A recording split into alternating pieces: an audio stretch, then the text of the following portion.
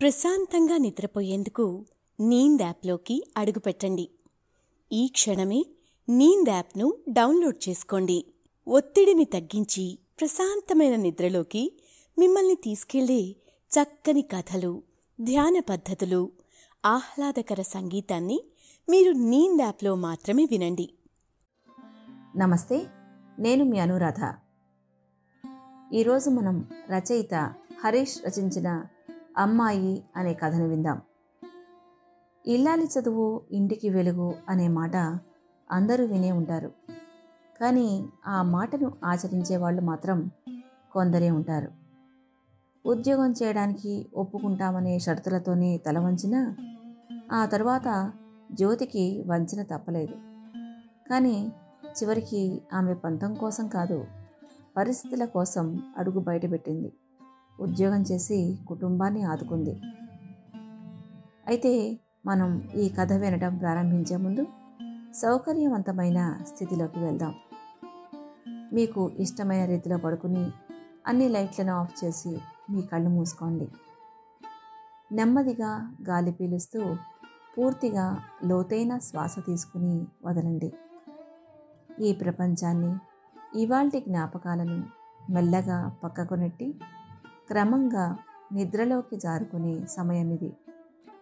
మరోసారి నెమ్మదిగా గాలి పీలుస్తూ లోతైన శ్వాస తీసుకుని మీ శరీరంలోని ఒత్తిడిని బయటకు వదిలివేయండి. ఇప్పుడు మీరు చేయాల్సిందల్లా విశ్రాంతి తీసుకోవడం, సేద తీరటం, మునుపటి స్థితికి రావటం. మీరిప్పుడు మంచం మీద ఉన్నారు. రోజువారీ అలసట నుంచి మీ శరీరం విశ్రాంతి తీసుకుంటున్నట్లుగా మీకు అనిపిస్తుంది. కాళ్ల నుంచి మొదలుపెట్టి మీ అవయవాల్లోని ఒత్తిడిని ఒక్కొక్కటిగా బయటకు పంపించేయండి. మీకోసం అవన్నీ రోజంతా చాలా కష్టపడ్డాయి కాబట్టి వాటికి విశ్రాంతి తీసుకునే అర్హత ఉంది. ముందుగా మీ పాదాల్లో మొదలైన విశ్రాంత అనుభూతి క్రమంగా మీ మోకాలి క్రింది భాగానికి చేరుతుంది. అక్కడి నుంచి మోకాళ్లలోకి ప్రవేశిస్తుంది. ఇప్పుడు మీ కాలి ఎగువ భాగాన్ని విశ్రాంతి తీసుకోనివ్వండి. ఈ విశ్రాంత అనుభూతి క్రమంగా మీ పొత్తి కడుపు నుంచి వెన్నెముక మీదుగా ఎగువ వీపు వరకు వచ్చి తర్వాత ఛాతీలోకి ప్రవహిస్తున్నట్లుగా గుర్తించండి. అక్కడి నుంచి మీ భుజాల్లోకి, తరువాత చేతుల్లోకి, చివరిగా వేలి కొనల వరకు వెళ్తున్నట్లుగా అనుభూతి చెందండి. ఆపై మీ మెడ, తల, ముఖం వరకు ఆ అనుభూతి ప్రవహిస్తుంది. ఇప్పుడు మీ శరీరం మొత్తం ప్రశాంతంగా, రిలాక్స్డ్గా నిద్రకు సిద్ధంగా ఉంది. త్వరలో మీరు చక్కని నిద్రలోకి జారుకుంటారు. డ్రీమ్ ల్యాండ్లో ప్రశాంతంగా ప్రయాణిస్తారు. ఈ ప్రయాణం ఉదయం వరకు కొనసాగుతూ ఉంటుంది. కాబట్టి మీరు కథను వింటున్నప్పుడు మీ శ్వాసను కూడా అనుసరించండి. అద్భుతమైన నిద్ర అనుభవం కోసం మీ శరీరం మొత్తానికి విశ్రాంతినిస్తూ స్థిరంగా ఉండండి. ఇప్పుడిక కథలోకి వెళ్దాం.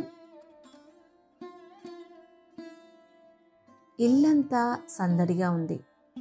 బంధువుల మాటలు, వాళ్ళ పిల్లల ఆటలతో పండగొచ్చినట్లే అనిపిస్తోంది. గుమ్మానికి కట్టిన మామిడి తోరణాల కంటే పచ్చగా నవ్వుతున్నారు డాడీ. 100 వేడుకలు ఒకేసారి వచ్చినట్లు అమ్మ హడావుడి చేస్తోంది. ఇక నా చెల్లెలైతే గంట నుంచి ఫోన్లో డిజైన్స్ వెతుకుతోంది.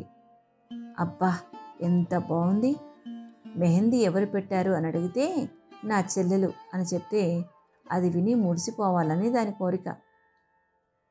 ఇవన్నీ ఆలోచిస్తూ కూర్చున్న నాకు ఓ మూలను కూర్చుని ఉన్న నా కజిన్ కొడుకు కనిపించాడు. వాడు నా బుక్స్ ముందరేసుకుని ఏదో రీసెర్చ్ చేస్తున్నాడు. అరే బంటి, ఏం చేస్తున్నావు? బుక్స్ చిరిగిపోతాయి, అక్కడ పెట్టే అని అరిచాను. వాడు నా వైపు ఓ 2 సెకండ్స్ చూసి స్లోగా ఓ బుక్ మోసుకొచ్చి నా ముందర పడేశాడు. ఇదేంటి అని అడిగాడు. ఏ క్లాస్రా నువ్వు అని అడిగాను. 3rd క్లాస్ అన్నాడు. మరి అది కూడా చదవలేవా అని చేపట్టుకున్నాను. ఆ అని అరుస్తూ నాకు తెలుగు చదవడం రాదు అన్నాడు. ఈ జనరేషన్ పిల్లల్ని తెలుగు చదవమనడం నా తప్పు అనుకుని సి జ్యోతి అన్నాను. వెడ్డింగ్ కార్డ్ ఓపెన్ చేసి మరి ఇదేంటి అన్నాడు. చీ లా సౌ జ్యోతి అన్నాను. రెండెందుకు డిఫరెంట్గా ఉన్నాయి అన్నాడు. ఇప్పటిదాకా వీడు చేసిన రీసెర్చ్ ఇదా అనుకున్నాను. చీలాసౌ అంటే చిరంజీవి లక్ష్మీ సౌభాగ్యవతి అని అర్థం. పెళ్లి చేసుకోబోయే ఆ అమ్మాయి పేరు ముందు అలా రాస్తారు అని చెప్పాను. ఎందుకు అని మరో ప్రశ్న వేశాడు. చిన్నప్పుడు వేసే ప్రశ్నల్లో పెద్దయ్యాక సగం అడిగినా సమాజం బాగుపడిపోతుంది. భర్తతో కలకాలం సంతోషంగా జీవించాలని పెద్దలు దీవిస్తారు, అందుకే అలా రాస్తారు అని చెప్పాను. బుక్లో కూడా అలాగే రాస్తాను అని పెన్ కోసం పరిగెట్టాడు. వాడిని ఆపి బుక్లో అలా రాయాల్సిన అవసరం లేదు, పెళ్లి పత్రికలో రాసినా ఉపయోగం లేదు అన్నాను. వై అన్నాడు. పుస్తకంలోని రాతల కంటే సమాజం గీసిన గీతలే బ్రతుకును డిసైడ్ చేస్తాయని ఎలా చెప్తే అర్థమవుతుంది వీడికి? ఏం లేదు, వెళ్ళి ఆడుకో అని పంపించేశాను. మళ్ళీ వెంటనే వాడికి అర్థమయ్యేలా చెప్పుంటే బాగుండేది. ఒకవేళ అర్థమై ఉంటే భవిష్యత్తులో ఒక్క అమ్మాయికైనా మంచి భర్త దొరుకుండేవాడు అనుకున్నాను.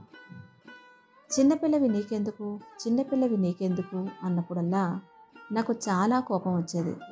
పెద్దవాళ్ళు మీరెందుకు అనాలనిపించేది. ఇప్పుడు నేను ఆ మాట అనకపోయినా చిన్నపిల్లాడికి అర్థం కాదనే కదా పంపించేశాను. ఏం చేయగలం? కొన్ని ఏళ్లపాటు సమాజం నడిచిన బాట కదా. ఎంత కాదనుకున్నా అప్పుడప్పుడు ఆ దారులు కలుస్తూ ఉంటాయి. నా ముందు నా పెళ్లి పత్రికను చూశాను. చి మధు వెడ్స్ చీలాసౌ జ్యోతి అని చదవగానే తెలియకుండా పెదాలపై చిరునవ్వు పూసింది. పెళ్ళైన తర్వాత ఉద్యోగం చేయడానికి ఒప్పుకోకపోయి ఉంటే మధు ప్లేస్లో ఇంకో పేరుండేది. రెండో పెళ్లి చూపుల్లోనే నా కోరికను మన్నించే వ్యక్తి దొరుకుతాడని నేను ఊహించలేదు. ఈ విషయంలోనే మొదటి సంబంధం ఇష్టం లేదని చెప్పేశాను. భర్తకు వండి పెడుతూ హాయిగా ఇంట్లో ఉండక నీకెందుకే ఉద్యోగాలు అంది అమ్మ. బుద్ధిగా పెళ్లి చేసుకుని కాపురం చేసుకో, నా పరువు తీయకు అన్నారు నాన్న. భర్తకు వండి పెడతాను, కాపురం చేస్తాను, అలాగే ఉద్యోగం కూడా చేస్తాను. ఇన్నేళ్లు కష్టపడి చదువుకుంది దేనికి? మీరు ఎన్నైనా చెప్పండి, నా కండిషన్కి ఒప్పుకున్న వాళ్లతోనే పెళ్ళి అని తెగేసి చెప్పేశాను. కళ్యాణం వస్తే ఆగదని అంటారు కదా. రెండో సంబంధం ఓకే అయిపోయింది. నేను పెళ్ళయ్యాక జాబ్ చేస్తానంటే నీ ఇష్టం అన్నారు. ఆ తర్వాతే అబ్బాయి ఎలా ఉన్నాడని చూశాను. నిజం చెప్పాలంటే అమ్మాయి మనసుని అర్థం చేసుకున్న వాళ్ళు, అభిప్రాయాలకు గౌరవం ఇచ్చేవాళ్ళు అసలైన అందగాళ్ళు. మొదటి చూపులో కాదు, మొదటి మాటలోనే నాకు మధు నచ్చేశారు. వెంటనే ఓకే చెప్పేశాను. ఇంకో 2 రోజుల్లో నా పెళ్ళి. అందుకే ఈ హడావుడంతా. నా ఆలోచనల్లో నేనుండగానే రీతు మెహందీ పెట్టేసింది. ఇక వెళ్ళి వాష్ చేసుకో అక్క అంది. అప్పుడేనా అన్నాను. మెహందీ పెట్టి చాలాసేపు అయింది, నువ్వేమో పెళ్లి పలక ఎక్కి ఊహల్లో ఊరేగుతున్నావు అంది. వచ్చి చెప్తా ఆగు నీ పని అనుకుంటూ వెళ్ళి హ్యాండ్ వాష్ చేసుకున్నాను. నా చేతిని తన చేతిని చూసుకుని నాకే ఎర్రగా పండింది అని తను సంతోషపడిపోతోంది. ఇంకేం, నీకు మంచి మొగుడు వస్తాడు అని అనబోయి టక్కున ఆగబోయాను. ఎర్రగా పండితే మొగుడు రావడం ఏంటి వింత కాకపోతే? సమాజం పదే పదే అన్న పదాలు ఎంత ఎదిగినా వదలడం లేదు మరి. మెహందీ పండితే మంచి మొగుడు వచ్చే పని అయితే మెహందీ రేటు బంగారం కంటే ఎక్కువ ఉండేది. ఇక్కడ పెళ్లి తంతు భలే సరదాగా ఉంటుంది. ఓ పక్క సాంప్రదాయాలు పాటిస్తూనే మరో పక్క సిగ్గును దాయాలి. 7 అడుగులు 3 ముళ్ళు ఏదో తెలియని బాధ్యతనైతే పరిచయం చేస్తాయి. పెళ్ళైపోయింది.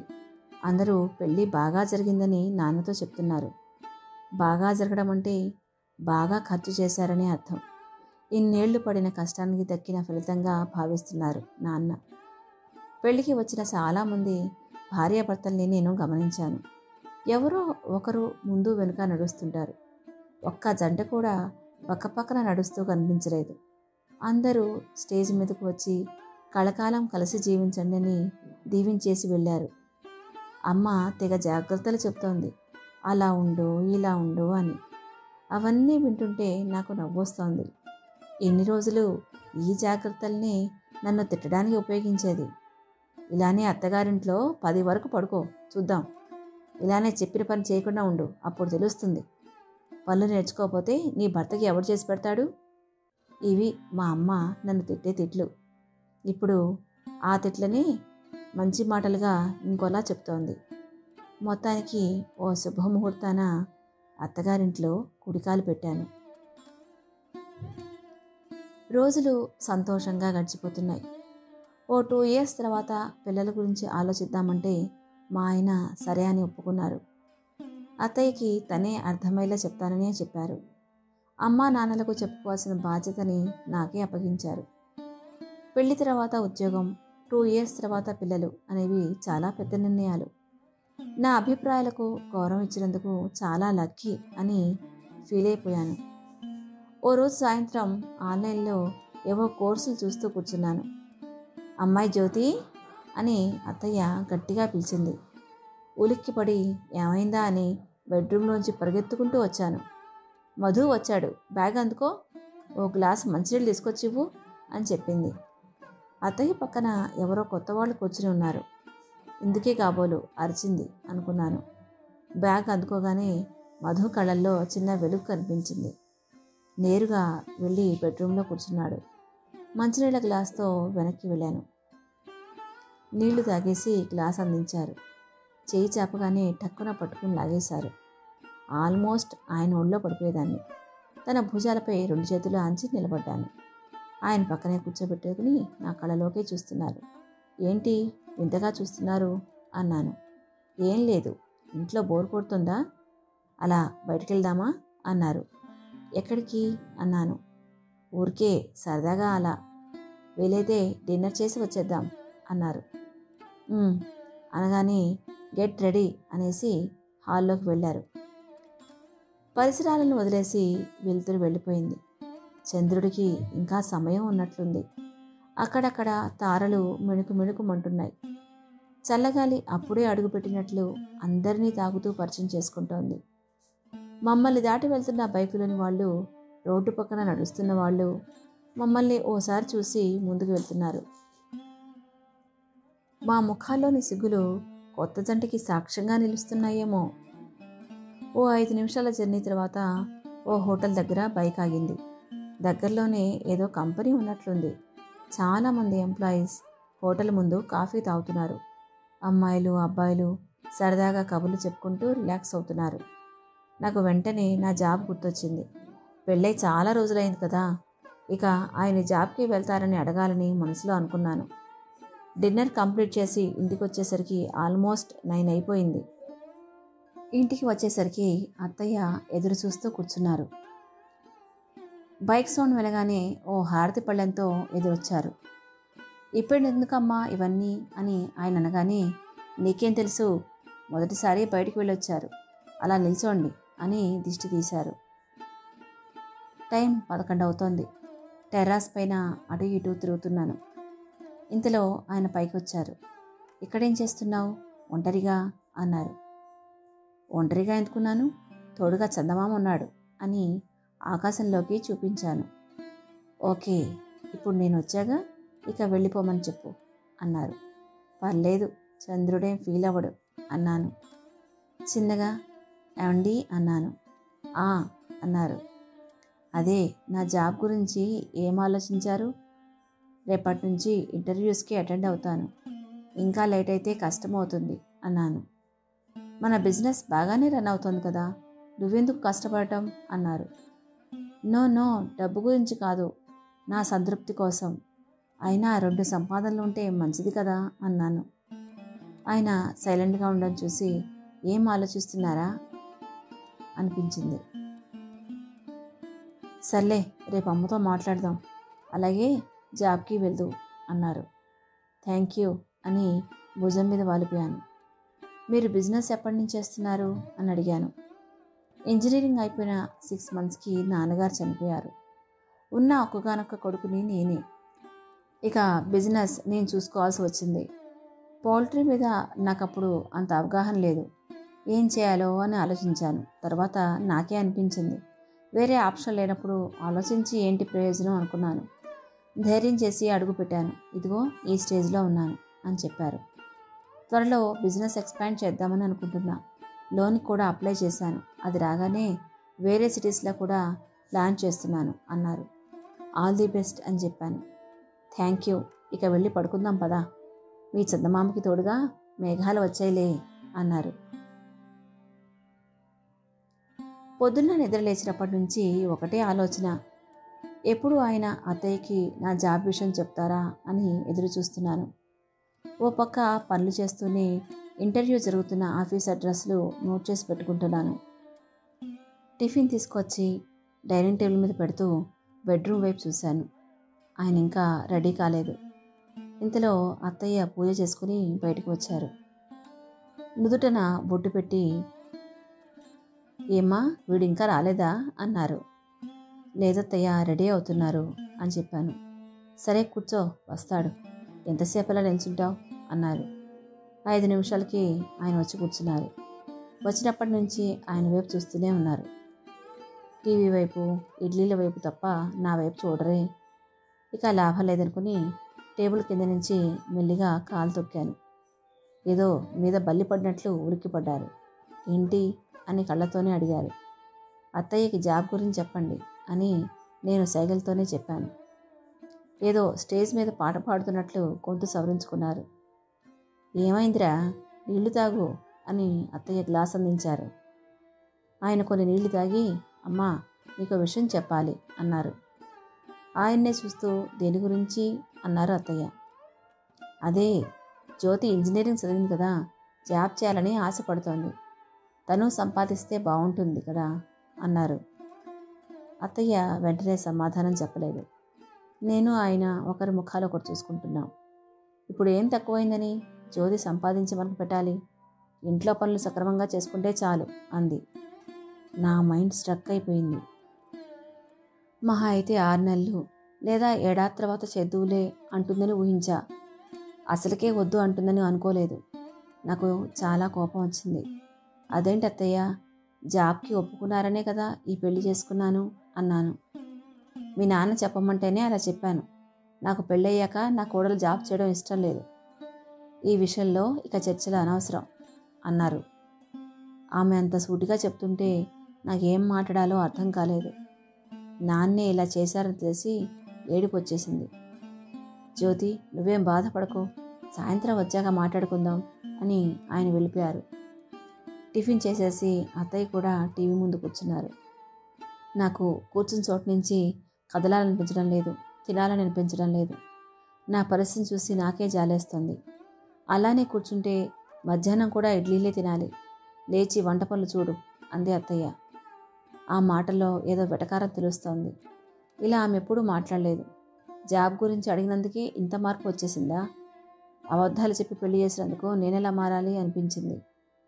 నాన్నకి ఫోన్ చేసి అడిగేద్దామని డయల్ చేశాను. మళ్ళీ వెంటనే మా ఆయన మాటలు గుర్తొచ్చి ఆగిపోయాను. సాయంత్రం వరకు వేచి చూద్దాంలే అనుకున్నాను. వంట చేస్తున్నప్పుడు, భోజనం చేస్తున్నప్పుడు కూడా నేను ఒక్క మాట మాట్లాడలేదు. ఎందుకో అత్తయ్య వంక కూడా చూడాలనిపించలేదు. రూమ్లో కూర్చుని ఇంటర్వ్యూలకు ప్రిపేర్ అయ్యాను. నిన్న మొన్నటి కంటే శ్రద్ధగా, ఖచ్చితంగా జాబ్ చేయాలనే నిర్ణయంతోనే ప్రిపేర్ అయ్యాను. ఈవినింగ్ ఎప్పుడవుతుందా అని టైం వైపు చూస్తూనే ఉన్నాను. రోజు 6 కల్లా వచ్చేసి ఆయన ఈరోజు ఎందుకో 1 అవర్ లేట్గా వచ్చారు. నా టెన్షన్ పెంచడానికి కాకపోతే ఇంకెందుకు అనిపించింది. రాగానే అడిగేద్దామా అనిపించింది. మళ్ళీ ఎందుకులే, డిన్నర్ చేస్తున్నప్పుడు గుర్తు చేద్దాం అనుకుని ఆగిపోయాను. డిన్నర్ టైంలో అడుగుదామనుకుని తింటున్నప్పుడు ఎందుకులే అని మళ్ళీ పోస్ట్పోన్ చేశాను. నా మనసంతా తుఫాన్ సమయంలో సముద్ర తీరంలా ఉంది. ఒక్క ఆలోచన కుదురుగా ఉండనేయడం లేదు. అనుక్షణం ఏదో తెలియని వెలితి తొలిచేస్తోంది. ఇక ఆగడం నా వల్ల కాదనిపించి నోరు తెరిచాను. ఏమండి, నా జాబ్ విషయం ఏం ఆలోచించారు అన్నాను. జ్యోతి, కొన్ని రోజులు ఆగచ్చు కదా, పూటపూటకి డిస్కషన్లు ఎందుకు అన్నారు. ఇంకెన్ని రోజులు ఆగాలండి? ఇప్పటిదాకా వెయిట్ చేశాను కదా అన్నాను. జ్యోతి, చెప్పాను కదా జాబ్ చేయడం ఇష్టం లేదని. అదే మాటని పట్టుకుని నిల్చుంటావేంటి? వద్దంటే వద్దు అని అత్తయ్య తేల్చేశారు. నేను కోపంగా బెడ్రూమ్లోకి వెళ్ళిపోయాను. నా వెంటే ఆయన కూడా వచ్చారు. ఎందుకంత కోపం? అమ్మ ఒప్పుకోవడం లేదు కదా, ఇంట్లోనే హాయిగా ఉండొచ్చు కదా అన్నారు. ఆ హాయి నాకు అవసరం లేదు. నాకు జాబ్ చేయాలని ఉంది. హెల్ప్ చేస్తారా చేయరా అని అడిగాను. సైలెంట్గా ఉండిపోయారు. దీనికి అంతటికి కారణం నాన్నని గుర్తొచ్చింది. ఫోన్ తీసుకుని నేరుగా టెర్రాస్ మీదకి వెళ్ళాను. నాన్నకి కాల్ చేశాను. ఏమ్మా, ఎలా ఉన్నావు? అల్లుడు గారు ఎలా ఉన్నారు అన్నారు. ఎందుకు నాన్న మోసం చేశావు అన్నాను. అవతల నుంచి సమాధానం లేదు. నిన్ను ఏమడిగాను నాన్న? ఉద్యోగం చేస్తాననే కదా. ఇంకే విషయాలనైనా నీ మాట కాదన్నానా? ఏమైందమ్మా? అక్కడ ఏమైనా గొడవ పడ్డావా అని అడిగారు. రేపు వచ్చి నన్ను తీసుకెళ్ళండి, లేదా ఉద్యోగం చేయడానికి ఒప్పించండి అని చెప్పాను. గొడవ గురించి అడుగుతున్నారే తప్ప నా గోడు ఎవరూ వినిపించుకోవట్లేదు అని ఫోన్ కట్ చేసేసాను. ఆయన వర్క్కి వెళ్ళకముందే అమ్మా నాన్న వచ్చారు. ఇంత త్వరగా వచ్చారేంటా అని చూస్తున్నాను. పలకరింపులు టిఫిన్లు అయ్యాక ఆయన వెళ్ళిపోయారు. నేను బెడ్రూమ్లోకి వచ్చి కూర్చున్నాను. అమ్మ, నాన్న అత్తయ్యతో మాట్లాడుతున్నారు. ఎవరు ఎంతసేపు ఏం మాట్లాడుకున్నా నాకు అనవసరం అనిపించింది. జాబ్ విషయంలో నిర్ణయం మార్చుకోకూడదని నాకు అనిపించింది. కొంతసేపటికి అమ్మ రూమ్లోకి వచ్చింది. ఏంటి నీ మొండి పట్టుదల? అత్తయ్య అమ్మతో సమానం, ఆమె మాటకి ఎదురు చెప్పవచ్చా అంది. అమ్మే కూతురు గురించి ఆలోచించడం లేదు, ఇంకా అమ్మలాంటి అత్తయ్య ఏం పట్టించుకుంటారులే అన్నాను. ఈ మాటలే వద్దనేది. నీ చెల్లెల బతుకు బాగుండడం నీకు ఇష్టం లేదా అంది. ఏంటి, ఏం మాట్లాడుతున్నావు అమ్మా? మధ్యలో రీతు ఎందుకు వచ్చింది అన్నాను. ఉన్నదంతా పోసి నీకు పెళ్లి చేశాం. ఇప్పటి నుంచి కష్టపడి ఉన్న ఆస్తులు అమ్మితే గానీ దానికి పెళ్లి చేయలేం. నువ్విలా అత్తగారింట్లో గొడవలు పెట్టుకుని పుట్టింటి నుండి గడప తొక్కితే దానికి సంబంధాలు ఎలా వస్తాయి అంది. ఎంత దారుణం! అమ్మ కూడా అయిన వాళ్ళని అడ్డుపెట్టి బ్లాక్మెయిల్ చేస్తోంది. ఆమె ప్రతి మాటకి నేను ఇచ్చిన సమాధానం మౌనం మాత్రమే. రోజులు గడిచే కొద్దీ నాకు అన్నిటి మీద ఆసక్తి తగ్గిపోతోంది. ఇంట్లో ఎవరితోనూ మాట్లాడాలని అనిపించడం లేదు. అమ్మా నాన్నలకు ఫోన్ చేసి కూడా చాలా రోజులైపోయింది. మా ఆయనకి ఏమనిపించిందో ఏమో, ఓ రోజు ఊటీకి ట్రిప్ వెళ్దాం అని చెప్పారు. అందరూ వెళ్తే రాక తప్పుతుందా అని సరే అన్నాను. ఊరు నుంచి అమ్మ నాన్న రీతు కూడా వచ్చారు. సికింద్రాబాద్ నుంచి చెన్నైకి ట్రైన్లో వెళ్ళాలి. అక్కడి నుంచి బస్ జర్నీ. నేను విండో దగ్గర కూర్చున్నాను. నా పక్కనే మా ఆయన, నాకు ఎదురుగా రీతు ఉంది. ట్రైన్ ఇంకా స్టార్ట్ కాలేదు. సైడ్ బెర్త్ దగ్గర భార్యాభర్త ఉన్నారనుకుంటా. చిన్న వయసులోనే ఉన్నారు. సంతోషంగా ఉన్నారని మాత్రం తెలుస్తోంది. మెల్లిగా ట్రైన్ స్టేషన్ని వదిలేసింది. కొంతసేపటికి ఊరిని వదిలేసింది. చల్లగాల్ని చీల్చుకుంటూ చీకట్లలో కలిసిపోతూ గమ్యం వైపు దూసుకుపోతోంది. నా ఆలోచనలు మాత్రం ఒకే చోట తిరుగుతున్నాయి. కొంతసేపటికి అమ్మ ప్యాక్ చేసి తీసుకొచ్చిన చపాతీలు బయటకు తీసింది. అందరికీ ప్లేట్లో పెట్టి అందిస్తోంది. నాకు తినాలని లేదు, వద్దంటే ఇప్పుడు అదోగోల. అందుకని తీసుకున్నాను. సైడ్ బెర్త్ దగ్గర కూర్చున్న భార్యాభర్తలకు కూడా చపాతీలు ఇచ్చింది అమ్మ. వాళ్ళు చాలా సంతోషంగా తీసుకున్నారు. అడిగి మరీ కర్రీ వేయించుకుని తిన్నారు. అంత ఓపెన్గా ఉండటం అందరికీ సాధ్యం కాదనిపించింది. తిన్న వెంటనే వాళ్ళు ఫ్రూట్స్ కట్ చేసి మాకు ఇచ్చారు. అయ్యో, మీరిద్దరే కదా, మాకు ఇంతమందికి ఇస్తే మీకేముంటాయి, పర్లేదు అంది అత్తయ్య. అయ్యో అలా అనకండి, ఒక ముక్కైనా సరే మీరు తినాల్సిందే అన్నారు. మీ పేర్లేంటి, ఏ ఊరు, ఎక్కడికి వెళ్తున్నారు అని అత్తయ్య మాట కలిపింది. మా ఆయన అవినాష్, నా పేరు హిమబిందు అని చెప్పింది. చెన్నై తన సొంతూరని, అక్కడికి వెళ్ళిపోతున్నామని అంది. అవినాష్ గారికి వాళ్ళ పేరు మీద ఓ వృద్ధాశ్రమం నడపాలనుందని, అందుకే జాబ్కి రిజైన్ చేసి వెళ్ళిపోతున్నామని చెప్పింది. మంచి ఆలోచనే, కానీ సంపాదన ఎలాగా అని అత్తయ్యకి డౌట్ వచ్చింది. ఆయనే రిజైన్ చేశారు, నేను వర్క్ చేస్తాను అని హిమబిందు అనేసరికి అందరి ముఖాలు మాడిపోయాయి. నేను రీతు మాత్రం చాలా ఆసక్తిగా ఆమెనే చూస్తున్నాం. అదేంటమ్మా, నువ్వు వృద్ధాశ్రమం చూసుకోవచ్చు కదా, అతను జాబ్కి వెళ్ళని అని అత్తయ్య ఉచిత సలహా ఇచ్చింది. లేదండి, అది ఆయన కోరిక, నేనెలా కాదనగలను అంది. ఒకరి అభిప్రాయాలకు మరొకరు ఇస్తున్న గౌరవాన్ని చూసి ముచ్చటేసింది మాకు. తర్వాత రోజు మధ్యాహ్నానికి ఊటీ చేరుకున్నాం.